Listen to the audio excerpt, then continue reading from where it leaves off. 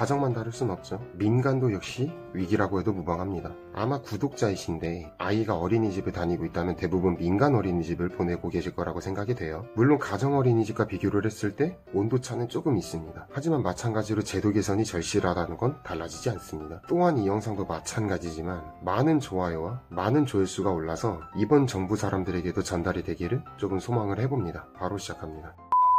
사실 가정어린이집이랑 좀 다른 게 소음료를 내기가 어렵다고 호소하는 분들 같은 경우는 거의 없어요. 물론 민간 어린이집인데 정원이 한 20명밖에 안 되는 곳은 거의 가정에 가깝기 때문에 예외기는 하지만요. 하지만 그런 게 아닌 이상 수업 시간을 줄이는 선택지도 가능하기 때문에 가정어린이집과는 이 부분이 조금 다릅니다. 가정어린이집은 전에도 얘기했지만 이런 선택지 자체가 없어요. 사실 원화가 안 모이는 건 민간 어린이집도 마찬가지입니다. 하지만 이로 인해서 폐단이 발생해요. 아이들을 어떻게든 끌어모으기 위한 처절한 경쟁을 하고 있는 겁니다. 아마 원장님들이 보시면 다들 공감하실 거예요. 그러기 위해서 항상 새로운 사진이랑 새로운 홍보, 보여주기식이 필요하게 됩니다. 물론 이걸 교육자의 관점으로서 바라본다면 잘못된 현상이라는 건 저도 잘 알고 있습니다. 제가 이걸 가지고 여러 번 쓴소리하기도 했었죠. 활동에 알토란 같은 교육은 없어도 좋다. 그저 사진만 이쁘게 나오고 다양하게 나오면 된다. 생각보다 이런 거 적지 않습니다. 근데 사실 이게 그렇다고 아주 이해가 안 되는 건 아니에요. 사실 이거야말로 어떻게든 살아남기 위한 최선의 노력의 결과물이라고 보셔도 상관없어요. 물론 이게 과해가지고 부모님들에게 돌아가는 피해도 굉장히 빈번하다는 것도 잘 알고 있습니다. 돈을 위해서 물불을 가리지 않게 되죠.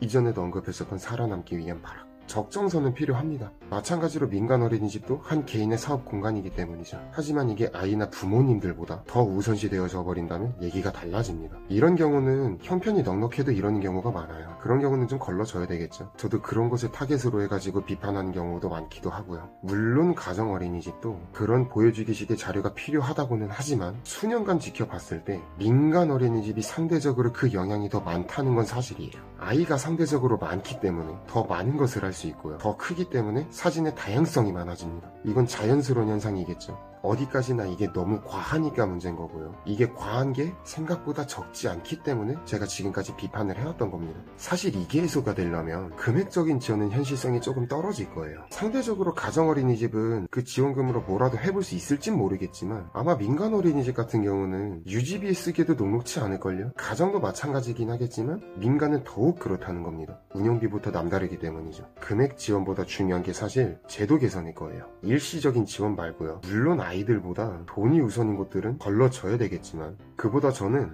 모든 원들이 이런 마케팅적인 요소보다 교육 방향에 집중할 수 있게끔 하는 제도가 필요하지 않을까 생각이 들어요. 지원 제도도 좀 일시적인 거 말고 지속적인 게 필요하겠죠. 꼭 민간뿐 아니라 가정을 위해서도요. 보여주기식을 하기 위해서, 사진을 남기기 위해서. 심한 어린이집 같은 경우는 새벽까지도 퇴근 못하고 일하는 경우도 있어요. 원도 꾸며야 되고요. 더욱이 원의 규모가 크면 클수록 손도 훨씬 많이 갑니다. 교사의 노동환경 처우도 너무나도 열악하다는 걸 의미해요. 그렇게 뼈 빠지게 일해놓고 피곤하게 일해놓고 녹초가 된 상태로 자기 반 애들 열댓 명과 마주하게 된다면 제정신일까요? 뉴스에 잊을만 하면 어린이집 학대 뉴스가 나옵니다. 처벌받아야겠죠 당연히. 그런데 가끔 보면서 드는 생각이 분명히 애초에 인성이 글러먹은 사람일 수도 있겠지만 어쩌면 그런 게 너무 힘들고 버겁고 그런 상태로 아이들을 보니까 나도 모르게 화가 나고 분노를 하는 거죠. 자기도 모르게 말이죠.